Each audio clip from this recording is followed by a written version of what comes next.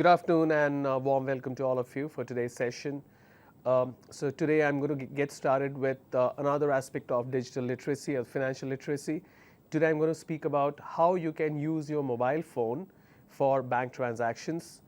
Even if you do not have mobile internet, if you do not have a smartphone, you can still use your feature phone to make use of certain functions in order to access your bank and also to do fund transfers. This is the first aspect I'll talk about, followed by Infosys verbal ability. Today I'll speak about theme detection. All right, let's get started.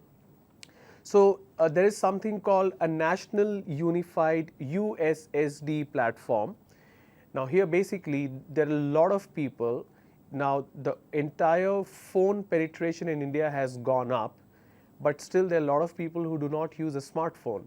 Even though the smartphone penetration is going up, there's still a lot of people who use the feature phone which does not use internet. Can those devices be used for financial transactions? The answer is yes. So there is this platform called the National Unified USSD platform. It uses a frequently used service called unstructured supplementary services. All right, that is what USSD is all about. Unstructured supplementary services. It's available on all GSM phone. GSM is basically those phone where you use a SIM card. Those are the GSM phones, and it involves simple process.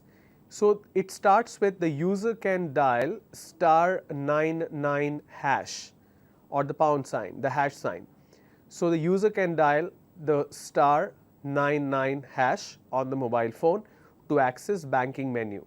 The moment you dial this number *99#, you need to press the call button, the green button which you press to make a call. Once you do that, it will give you series of options. So when you dial this number, you can check your account balance. You can generate mini statement. The mini statement will show the latest 10 transactions, all the debits and credits that happen in your account. And the best part is you can also transfer money to another account. Now the point to be noted here is the mobile number should be registered number on the bank records. So whenever we open a bank account, obviously they will ask for a mobile number where the alerts and all the messages can go. So this particular number which you are using, it should be the registered number. You can use the same SIM card on a smartphone and then start using it for internet banking. But if you do not have a smartphone, if you have just a feature phone, you can still make use of it and get information on checking the account balance, the top 10 transactions, the latest 10 transactions in terms of mini statement, and also you can do fund transfer. Like yesterday I showed you how to do fund transfer online. You can do it on your phone, for which you don't even need mobile internet. There had been a lot of people who are saying that people in villages are finding it difficult because they don't have internet. You don't need internet to do certain transactions. Now the process to use the basic feature phones. The basic feature phone is nothing but the one with the keyboard. Okay, so how to use the feature? So step 1, dial *99# on the phone. Step 2, enter the first 4 digits of the bank's IFSC code to choose a bank account associated with the phone number. Now the reason step 2 is important, you may have 2 or 3 different bank accounts in different banks and you're using the same number, which is allowed. When you have 3 bank accounts registered on your mobile number, obviously to get information from one particular bank, the system has to understand and recognize. That's why you will dial the number and enter the IFSC code and pick whichever IFSC code you want. For example, you want SBI, you want SBH, or you want ICICI. So the IFSC is the first 4 digits, or the first 4 alphabet, first 4 characters of the IFSC code is what you need to enter. All right, that is step 2. So I'll read the step 2 again. Enter the first 4 digits of the bank's IFSC code to choose a bank account associated with the phone number. Step 3, the user can then proceed with the desired transaction. It will give you the option that what kind of services you want in terms of using this particular feature. So basically when you dial the number, it will give you the series of options, and based on those options you can pick what exactly you want. After a while I will quickly show you one video which will actually help you understand how to use this particular feature. I will just talk about a couple of more aspects and then I will show you the video. Alright. So these are the steps that you can use to use your feature phone, the normal phone without mobile internet. Next, here we are talking about something called a UPI, which is Unified Payment Network, or Unified Payment Interface. Basically it says RBI is migrating towards less cash and more digital society services through UPI. There are a lot of banks which is taking which has adopted this entire UPI network and UPI system. What it basically does is very simple. If you have a smartphone, primarily Android phone, or it can be iOS also, and if you have mobile internet, you can use the UPI service. When you use the UPI interface, or when you adopt UPI interface services, you can conduct or you can facilitate certain banking transactions for which you don't need to have various kind of accounts created for you. Okay, let's look at the steps that you can adopt. First, go to Google Play Store and download the UPI app for your bank. So every bank will have its own UPI. If you go to ICICI.com or HDFC.com, there will be a UPI app for that particular bank. Step 2, open the application, enter your mobile number and create a 4-digit PIN. It's needed to open the app when required. So basically whenever I am opening the app, I will have to enter the PIN number. The reason it is important, because say for example you left your phone on the table, you are at a restaurant and you're going to get some more food or going to wash your hand, somebody can take your phone, open UPI and transfer money from your account to his account. That is a big security flaw. To avoid that, what the feature is, you can create your own desired PIN, whatever PIN you want. So every time you open the application, it will ask for a PIN number. Clear? So that is step 2. Open the app, enter mobile number and create a 4-digit PIN. It's needed to open the app when required. Step number 3. Now we're going to talk about step number 3. You will see an option called UPI. Tap on it. You will then be asked to create a virtual payment address.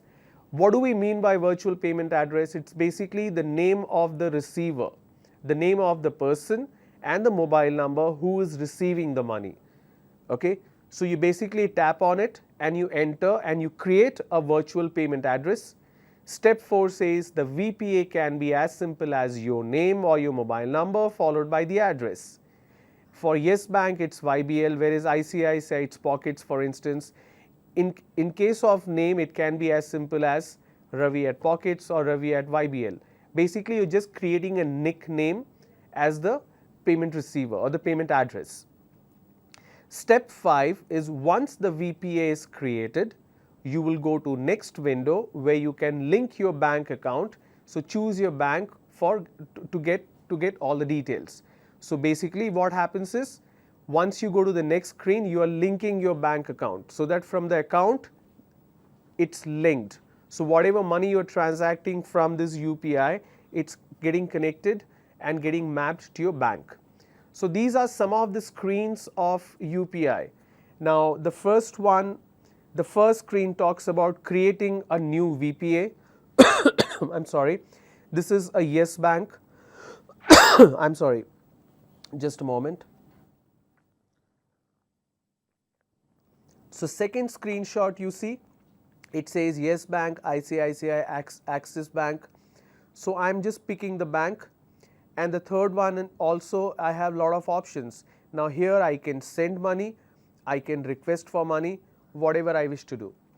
But to access these features, I would need a smartphone and I need mobile internet. Now, before I talk about how to send money through UPI, so this is the screen so that you understand this better. All right. Now, let's look at how to send money. The transaction limit is up to 1 lakh. The step is open UPI, enter the PIN number that you have created. Remember, you downloaded the app from Google Play Store, you created a PIN. Now you open it, you enter the PIN number that you have already created, then you go to the option send or receive. When you click on send, the next screen will ask for the VPA of receiver, the amount and remark. You basically enter the details, click on next and click on confirm. You basically entering the name of the person, the receiver, what is the amount and why you sending the money, you enter that. That's step number 2 and it's as simple as that. Now these are the screens of UPI payment. Here you see, if you pay attention, it says send money, collect money, respond to collect request, scan QR code.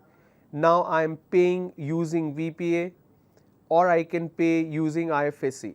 In case if you do not know your bank's IFSC code, you can still send and receive money. That is the biggest advantage. Okay. Now third screen is talking about how I am sending the money. Clear? Now if you have to receive money, what should you do? You basically open the application again, you enter your PIN number. Earlier you were sending money, you added the name of the person, the mobile number of the person who is supposed to receive the money. But in this screen I am telling you how you can receive money. In order to receive, you need to create the gateway that yes, I am receiving the money. So that is what the steps are all about. So the step 1, it's open UPI, enter the PIN you created and click on collect money. In the previous screen you see this collect money, that is what you need to click on. Now enter the required details such as recipient's VPA, amount and remark and then check details, click on confirm. When you click on confirm, the sender will get an SMS on his or her phone requesting for funds. The sender of the money should open the app and click on collect request. This is very simple. Basically, if I want money from you, I can create a request. The moment I confirm, you will get a message that Ron is asking for money. You need to open the UPI and you need to say, okay, you're sending the money. Basically, from the app itself, you will get a notification that one person is asking for money. This is very beneficial for students who are living in remote places. You need money from your parents.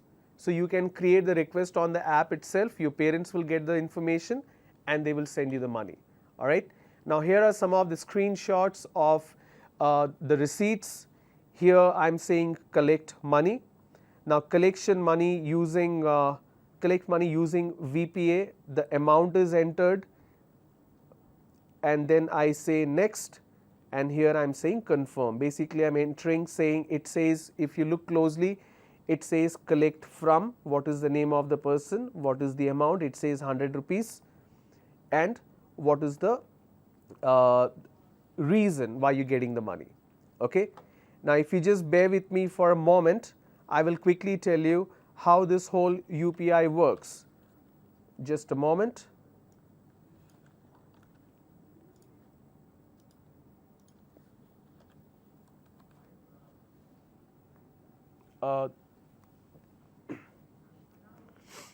I'm just quickly fixing this up. Just give me a moment so that I can have this fixed for you.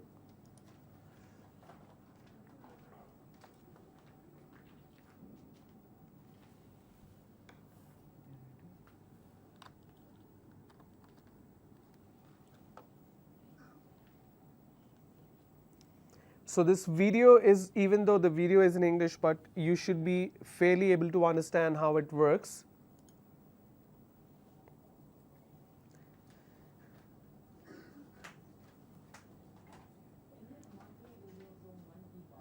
Prime Minister Modi stressed on the importance of digitizing cash flows and the importance of mobile I'm going to payments. start from the beginning so that you can see it from the beginning. In his monthly radio show Mann Ki Baat, Prime Minister Modi stressed on the importance of digitizing cash flows and the importance of mobile payments through the Unified Payment Interface or UPI. But just what is this facility? Announced by the Reserve Bank of India earlier this year, UPI is a payments architecture for instant online bank payments. The interface has been developed by the National Payments Corporation of India or NPCI, which is an umbrella organization for the country's retail payments. UPI aims to allow users to send and receive money, make utility payments and more using a single password and identification. It already works with a number of banks including SBI, ICICI, HDFC, Bank of Baroda, Canara Bank, Punjab National Bank and many more. You can send anything between rupees 1 to rupees 1 lakh using the system. So how do you set yourself up on UPI? Follow the steps below to find out. The registration process is pretty simple. Head over to the Google Play Store and download the UPI app of your bank. For instance, if you have an account in ICICI Bank, you can download Pockets from the Play Store. We use the ICICI Pockets app for this procedure. Once the installation is complete, open the app, enter your mobile number and create a 4-digit secured PIN number of your choice. The secured PIN will be required every time when you open the app. You will see an option called UPI, tap on it.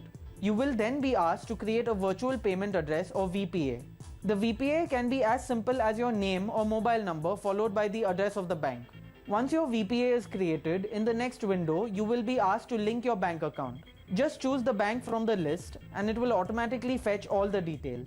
To send money, open the UPI app and tap on the UPI icon. Then tap to send money. The next screen will ask you for VPA of the recipient, amount and transaction remark. Enter these details and tap on Next. Confirm the requested details and tap on Confirm. The money will be transferred to the recipient's VPA. Receiving money does not require any steps as money sent to you will go directly into your linked account. However, you can place collection requests, entering the amount and sending a request to a user asking for payment to be made to you. It's very simple and is an easy and universal way to send and receive money digitally. Stay tuned to BGR India for more videos and updates from the world of technology. So that's about it. So it's much more simpler than what we think it is, isn't it? So what happens is, even if you do not have, some people do not have the access to the IFSC code, so on and so forth. So it's not that difficult after all. Now, when you are left with no choice, obviously you need to pick certain options, certain gateways and certain methodologies where life can be simpler. So this really works well when you have to receive money, when you have to send money. Now, if you do not have a smartphone, if you just have a feature phone, then what do you do in those cases? So I'm going to quickly show you which I spoke about, the USSD. If you have just a feature phone without mobile internet, how can you transact? All right, just a moment. I'm just going to set this up. All right, here we go. Let's start.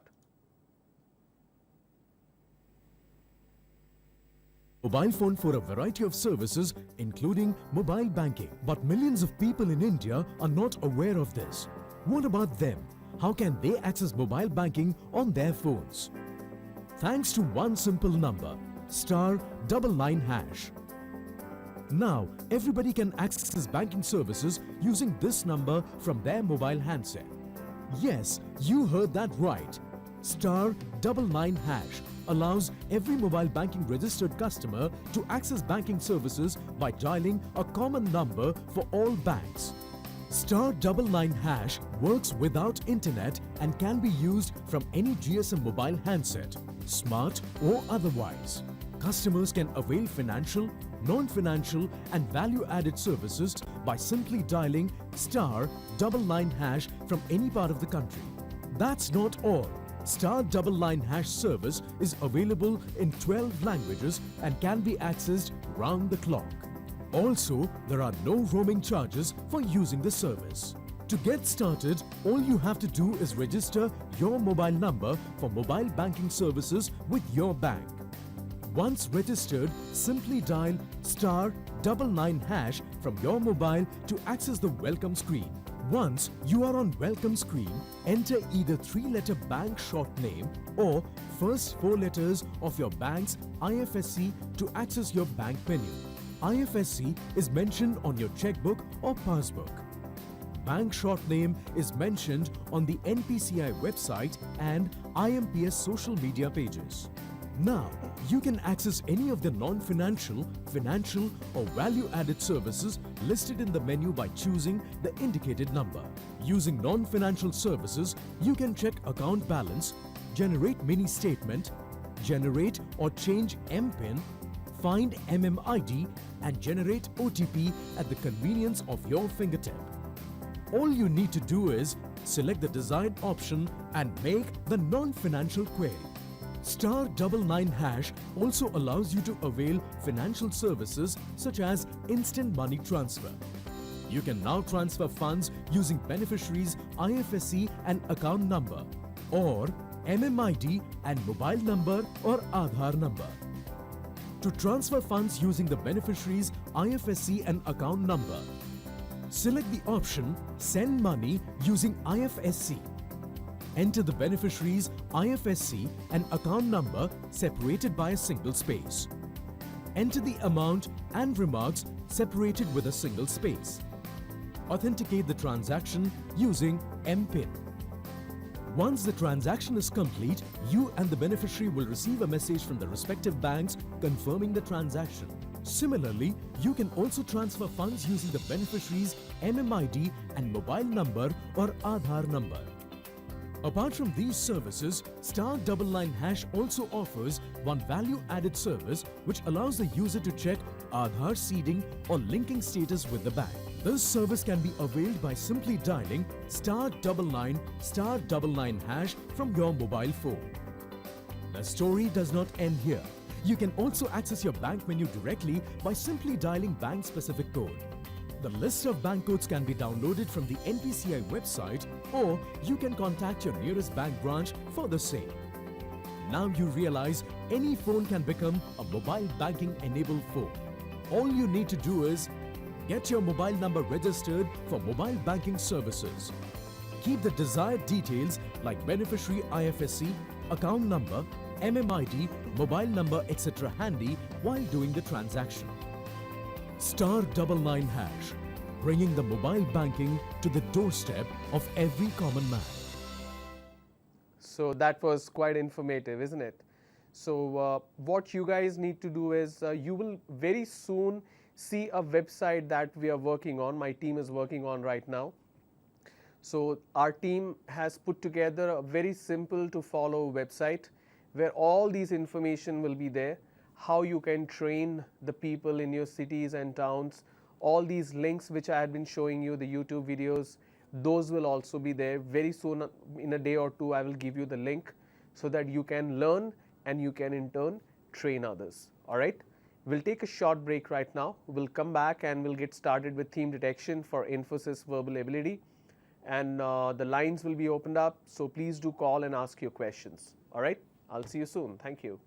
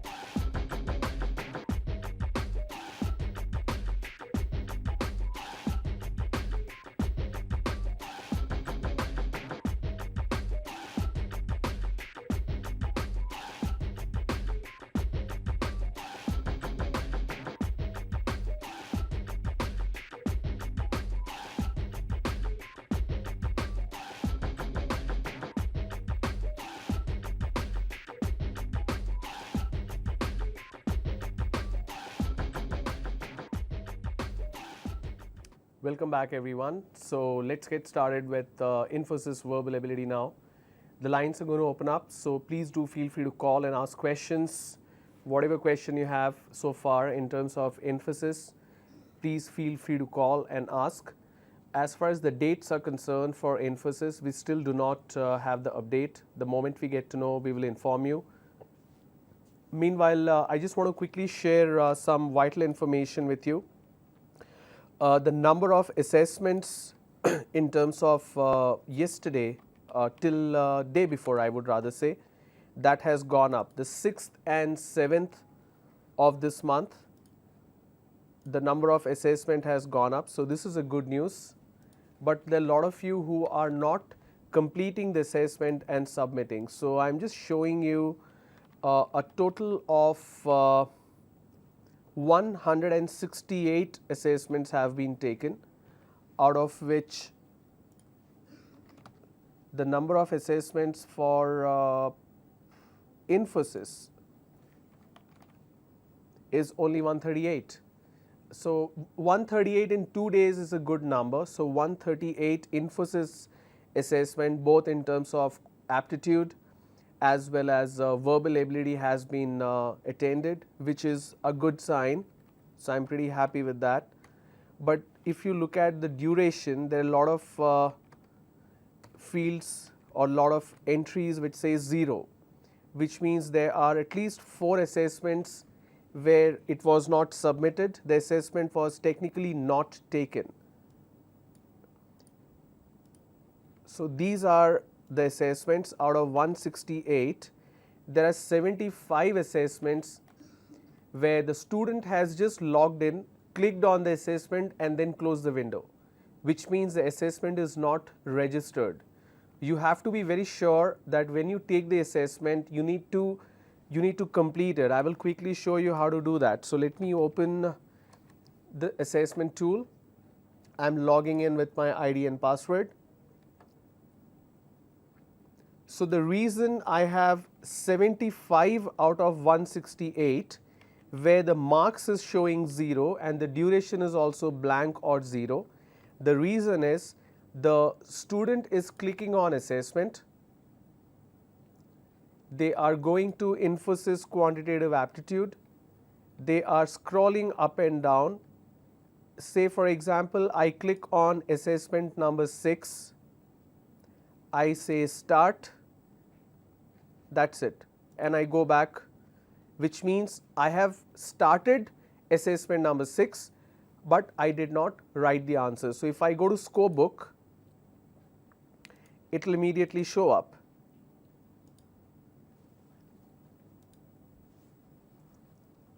So today is 9th of December.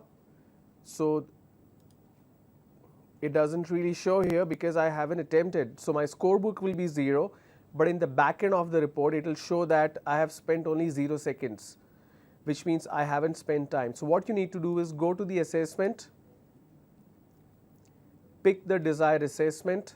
When you click on start, you need to start answering the question. For example, I pick and I say save and next. I pick another answer, say save and next.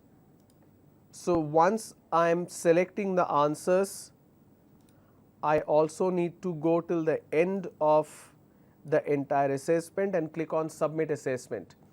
If I do not submit assessment, I have spent 20 minutes, but if I do not submit assessment, the scores will not get registered.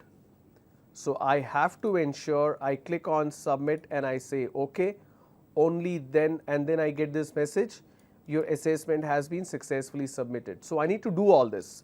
If I don't do it, the report will show as 0.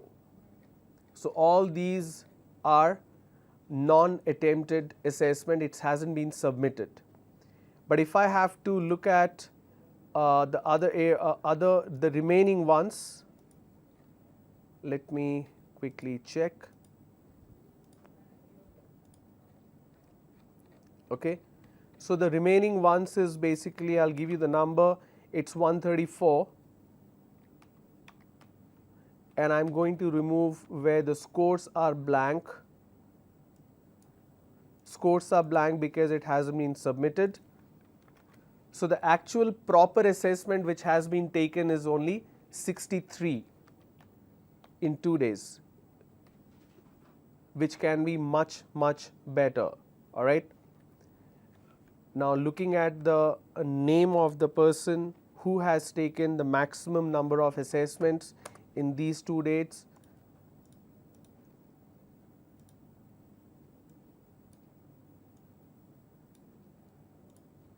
So B. Meenakshi has taken it twice. There is one person, Navyashri. Navyashri has taken 12 assessments in 2 days. And Bhagya Lakshmi has taken 12 assessments in 2 days. So this is fairly good number. So the 63 assessments has been taken by only 22 people. So if I have to look at the descending order, so let me quickly put this up. This is the name.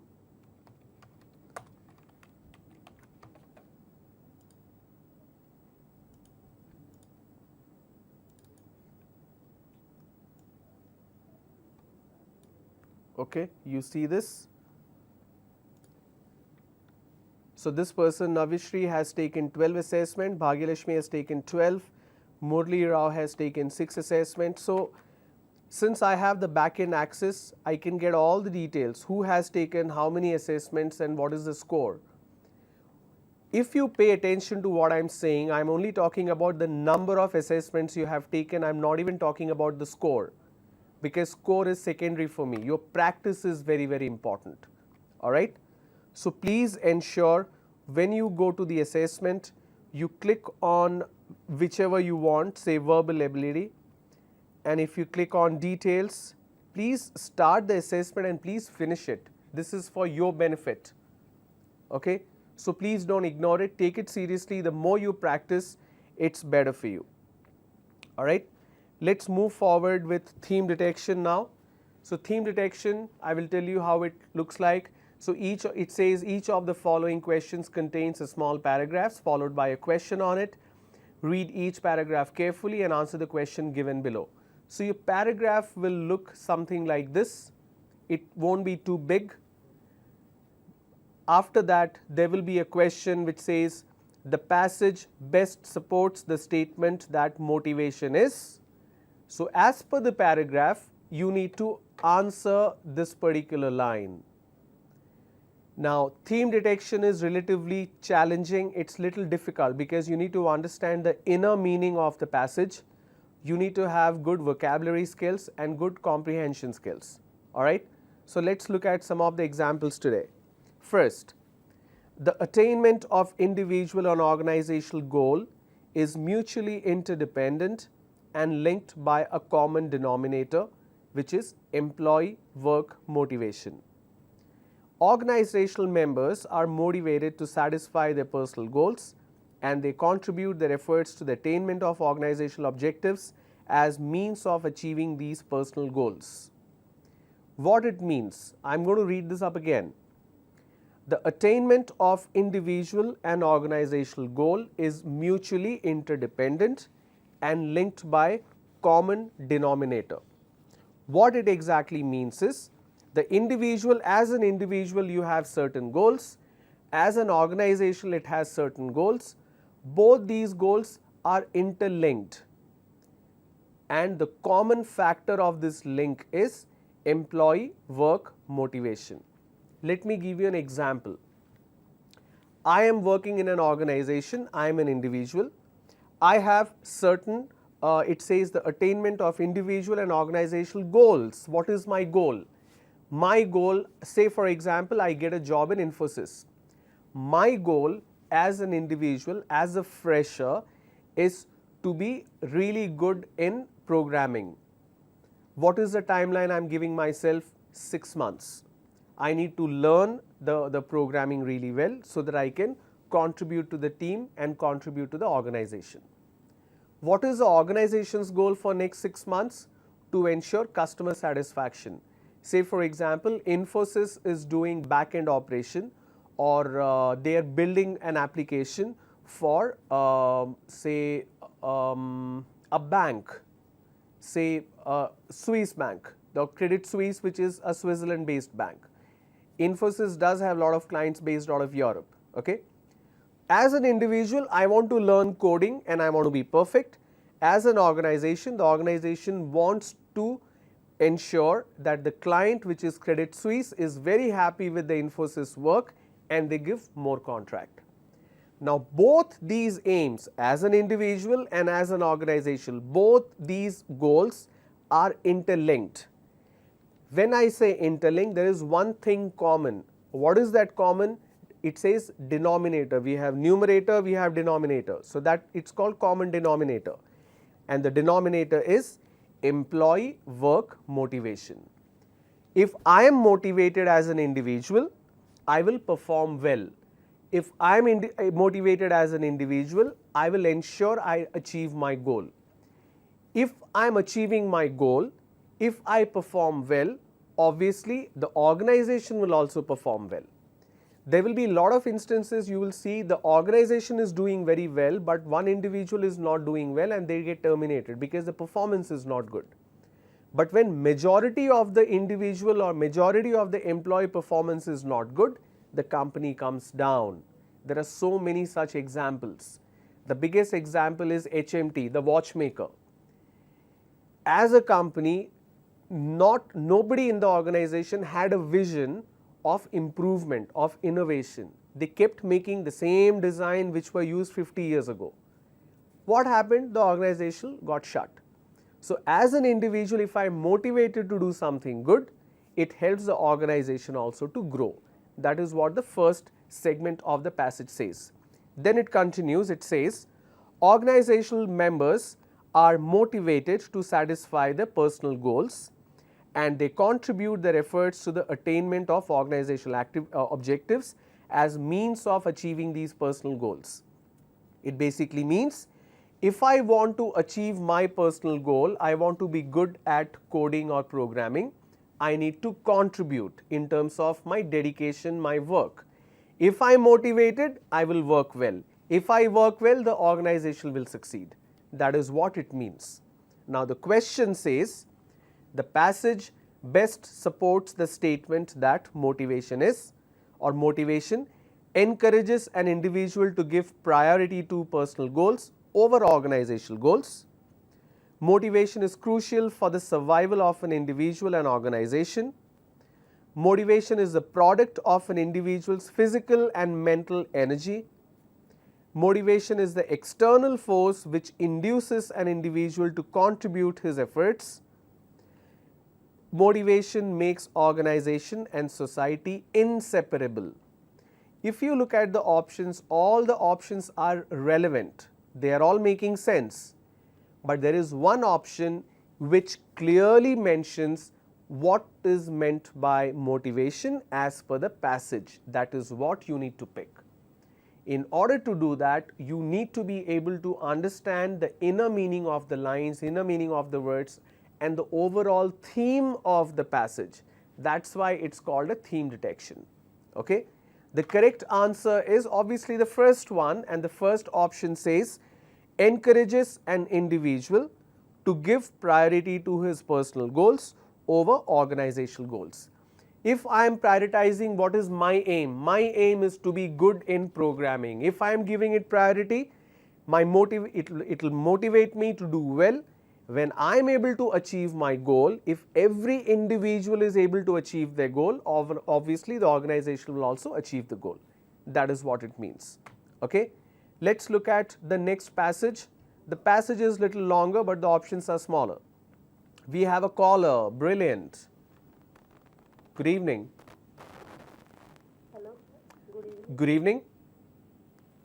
Sir, I have a question about practice purpose, sir. Can you speak a little louder, please? I have a question about practice purpose. Practice paper. Sir, I am doing the practice purpose every day, sir. Okay. It is successfully submitting, it is showing. Okay. But I am not able to see the scoreboard, what are the wrongs I am doing. Okay. Will it be okay if you could share your ID and password? I can check it right now. Okay, sir, I will tell you. Are you using your Aadhaar number? No, sir. We have email ID and our name as a password given by the APSSDC. Okay, can I have your name, email ID please? Vanazar IT. I'm sorry? Vanazar IT. You need to spell that for me, ma'am. VANA. VANA.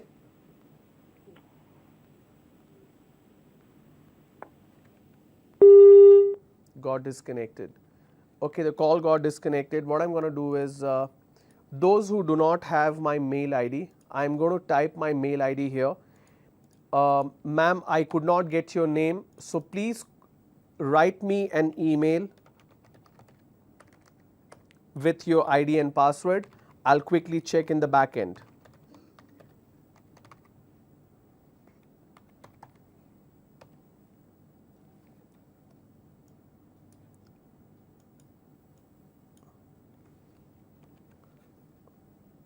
Okay, this is my email ID. Those who are facing difficulty in terms of assessment submission, please write me an email. This is my ID, ron.ramakrishnan@mactechit.com. Please send me an email.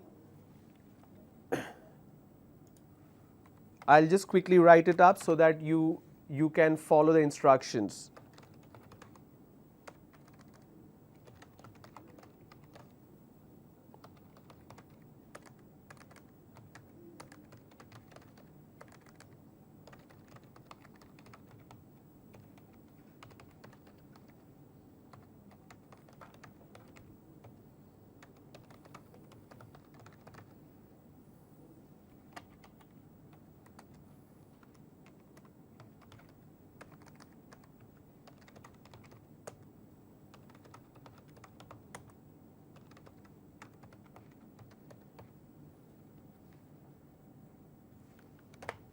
Okay. So if you're facing any issues with the online assessment tool, please send your details to, I have mentioned the email ID. I would need your name, your user ID and your password.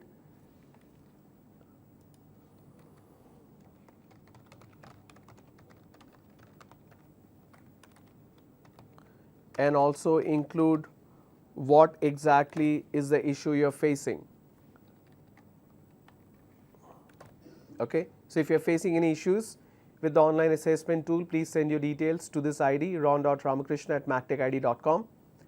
I would need your name, your user ID, your password and the explanation about the issue. I will quickly look into it and I will respond. Don't worry about it. I'll certainly help you. Okay. So let's go forward. I'm looking at the second example of theme detection now. I'm going to pause it here so that you can also read, and then I will also start reading.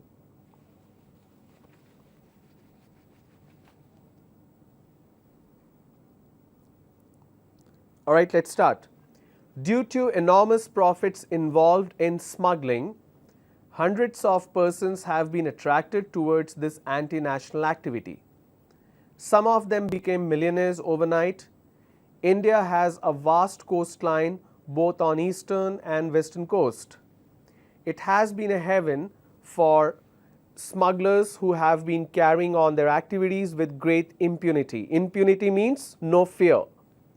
There is no doubt that from time to time certain seizures were made by the enforcement authorities during raids and ambush, but even allowing these losses, the smugglers made huge profits. I will explain you the meaning of certain words. We have a caller. Okay. Good evening.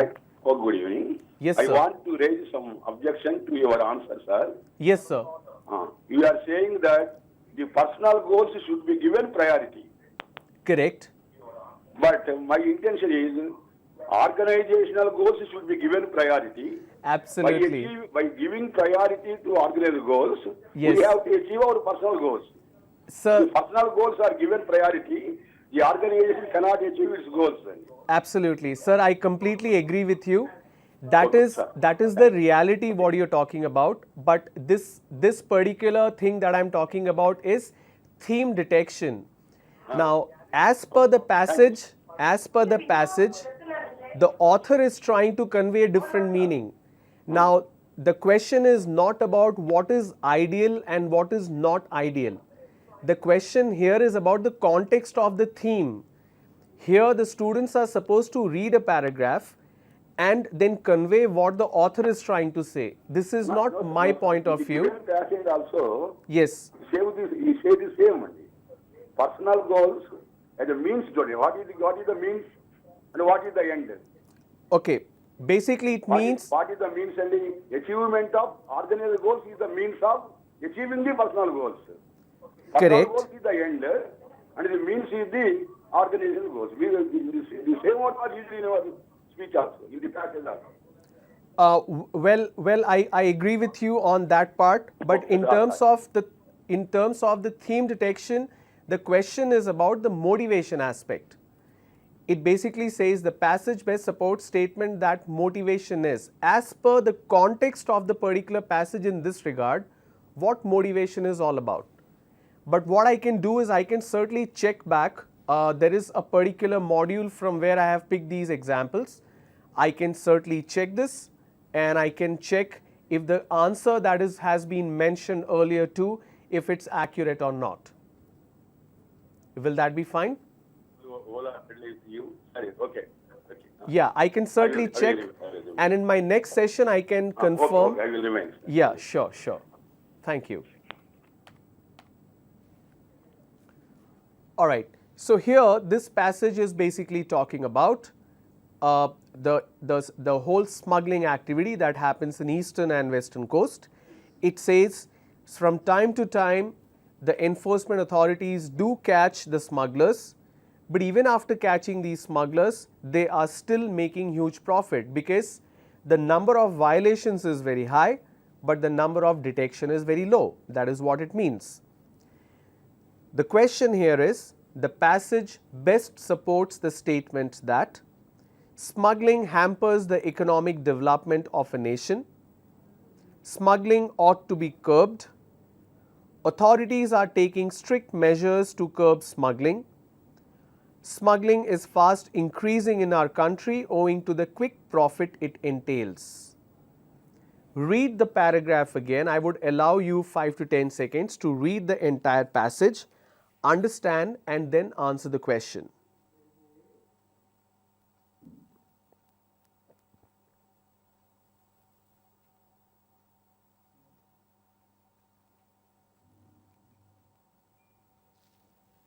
Okay, let's start again.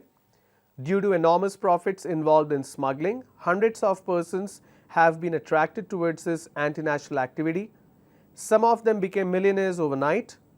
India has a vast coastline both on the eastern and western coast. It has been a heaven for smugglers who have been carrying on their activities with great impunity. There is no doubt that from time to time certain seizures were made by the enforcement authorities during raids and ambush, but even allowing these losses, the smugglers made huge profit. It says the passage best supports a statement that smuggling hampers the economic development of a nation, smuggling ought to be curbed, authorities are taking strict measures to curb smuggling, and it says smuggling is fast increasing in our country owing to the quick profit it entails. The last one is the correct answer because even though the smugglers are getting caught, they are still making a lot of money. That's why it's increasing. That is what the passage means. Next passage. Though the waste of time or the expenditure on fashion is very large, yet fashions have come, just a moment, I just need to make a small correction here.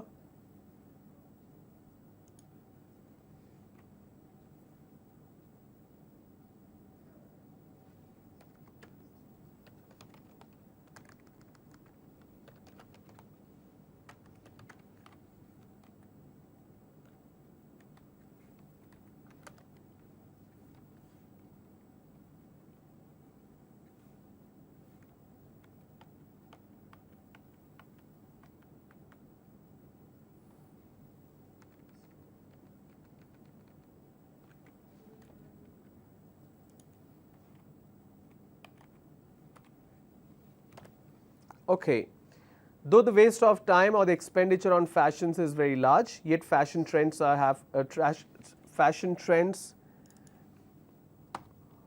have come to stay. They will not go, come what may. However, what is now required is that strong effort should be made to display the excessive craze for fashion from the minds of these youngsters. It basically says there are fashion trends which will come and go, and it will be always there. The fashion will keep on changing. The presence of fashion cannot be eliminated. That's for sure. It will always be there. They will not go, come what may. Regardless what happens, it will always be there. However, what is now required is that strong effort should be made to displace the excessive craze for fashions from minds of these youngsters. Even though fashion will always be there, but what we need to do is, young people are very crazy about fashion. They end up spending a lot of money. I keep reading information, how young people are stealing bikes and laptops. They sell to get money to buy new clothes because they want to stay updated with the fashion. That is what it says, that young people should not be overindulgent in terms of fashion. That is what we need to eliminate. That is what the passage says. Now let's look at the question. The passage best supports the statement that fashion is the need of the day. The excessive craze for fashion is detrimental to one's personality. The hoard for fashion should be done away with so as to not let down the constructive development. Work and other activities should be valued more than the outward appearance. You would have seen option C is the correct answer. Hoard basically means we keep on adding more and more. I know people who keep buying a lot of clothes again and again. Every month they shop because they are buying new and newer clothes. Okay, hoarding is basically that. It says the hoard for fashion should be done away with. Done away means stop, so as to not let down the constructive development. The reason it talks about development, because the youngsters should focus on their personal development and not on fashion. All right. Next passage I am looking at. One of the important humanitarian byproducts of technology is the greater dignity and value that it imparts to human labor. In a highly industrialized society, there is no essential difference between Brahmin and Dalit, Muslim and Hindu. They are equally useful and hence equally valuable, for in the industrial society, individual productivity fixes the size of the paycheck and this fixes social status. It's a very sensitive area which it is talking about. Basically it says when a person is working in an industrial sector, for example, I am supposed to manufacture this bottle. Okay, I am supposed to make 50 bottles a day. That is my target, and I am a factory employee. My output of 50 bottles will not depend on my caste or religion. That is what it says. And my social status should be dependent on my ability to work. It should not depend on my caste or religion. That is what the overall meaning of the passage is. Let's read it again and you will understand. One of the important humanitarian byproducts of technology is the greater dignity and value that it imparts to human labor. When you use technology, it gives you more development, it gives you more dignity. All right. In a highly industrialized society, there is no essential difference between Brahmin and Dalit, Muslim and Hindu. They are equally useful and hence equally valuable, for in the industrial society, individual productivity fixes the size of the paycheck and fixes social status. I know there is one person in Bombay. Bombay is a huge city. There is a suburb called Navi Mumbai. I read about him last year. So this guy used to sell idli and vada on a bicycle. So people used to really like the taste of it. So he used to park his bicycle in front of an IT company. There are a lot of IT companies there. So he used to sell, people really liked it. So they said, why don't you, I mean, you make it at home, you ride your bicycle every day in hot sun, and Bombay is very hot and humid. So he started making a little bit of money. Then one day what he did, he opened a small shop. So people used to love his food and they started coming to his shop very often. So one person gave him an idea that why don't you also deliver?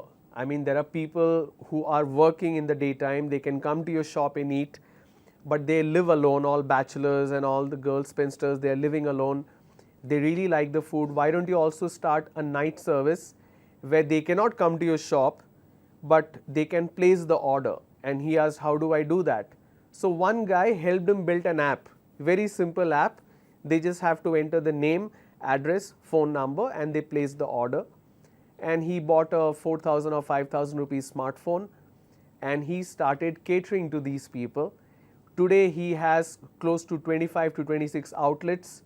He has stalls, kiosks in some of the best airports in the world. I forgot his name, but basically he deals with idli, dosa, vada and upma and all that.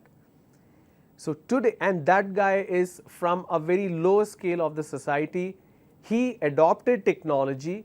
Today he is very rich and he is giving employment to a lot of people from his village, because his idea is people who work in his shop, in his business, should be from only his village. So he adopted technology, he worked hard, and that gave him a social status and dignity. Here nobody is asking what is your religion, what is your caste. We need to get that thing out of my mind, out of our entire mindset of the society. I still meet educated people who always ask questions on what caste is it, what religion is it. It doesn't really matter. End of the day, what your hands can do brings you respect and dignity in the society. That is what the passage talks about.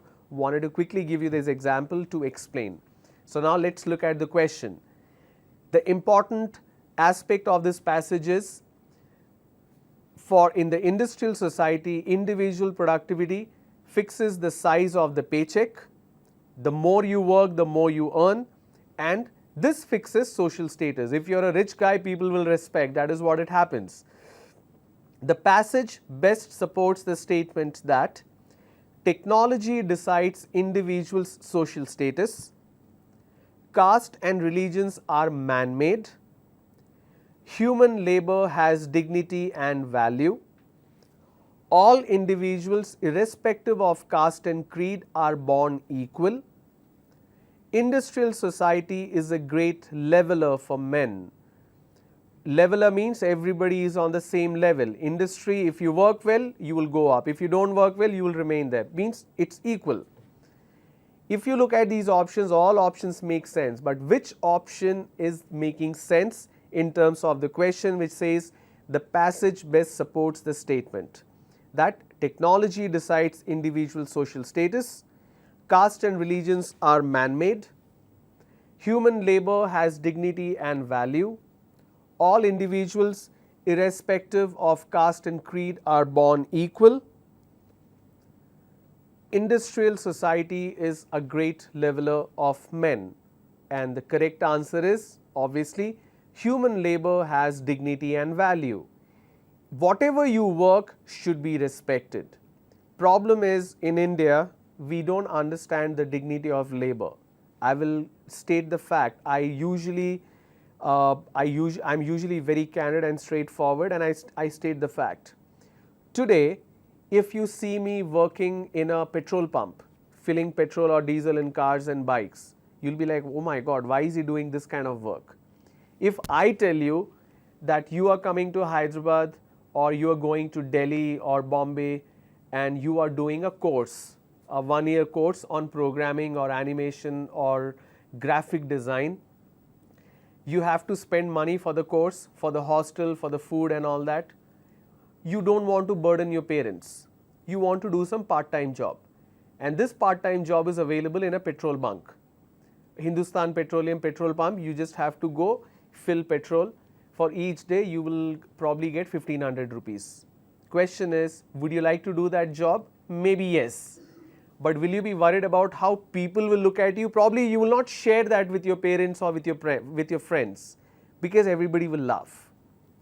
But when the same person goes to United States, who's doing MS from University of Texas or University of Michigan, there are so many Indians I have come across whenever I went to US who work in Walmart, who work in stores, who work in gas stations. Petrol pump is called a gas station in American English in US. So in America, the students are okay to work because every day they earn $60 to $80 or something. They're okay to work in US because they're okay to deliver pizzas, okay? Because there people respect what you work. Irrespective what is your work, there is a dignity of labor. But in India, it's not there. That's because our mind is like that. So that has to change. The dignity of labor has to change. Today, if I'm fascinated about riding an auto rickshaw, I want to ply on the roads, I cannot tell my parents, I cannot tell my friends because they will make fun of it. I'm okay to sit and take a picture, take a selfie that I'm sitting in an auto and riding, but I cannot do it every day because I'll be made fun of. Because the dignity of labor is not there, and that's a fact. All right? People respect you for what you are capable of doing, not what you are capable of thinking. So that mindset has to change. All right? So we'll call it off now. On the tool also you will find a lot of questions in terms of theme detection. And let me tell you, out of the 4 categories in terms of your verbal ability, you have passage comprehension, theme detection, fill in the blanks, and sentence improvement or sentence construction. Theme detection will be the difficult one. It will not ask about what is your state of mind, what do you think, what is your opinion. They are not asking for your opinion. They are asking for what is the author stating. The author could be stating that we should not drink water at all. We should drink only milk. The passage will say that. You need to convey the same information from the options. It's not about your point of view. It's about your comprehension or your understanding what the passage is talking about. Clear? Please go ahead and practice, and in case if you face any kind of difficulty in terms of the tool that you are not able to log in, you are able to log in but it's not showing in the scorebook, please write me an email. This is my email ID. Please write me an email, mention your name, your user ID and your password, and please do explain what is the difficulty you are facing, what is the challenge. I will quickly have my IT team look at it and I will get that fixed and respond to you. Clear? Tomorrow we are not going to have a session, so you will get the information anyways. So I'll see you soon. Please do practice and please do work hard. The moment we get to know about the Infosys dates, that will be conveyed over to you. All right. Thank you so much. I'll see you soon.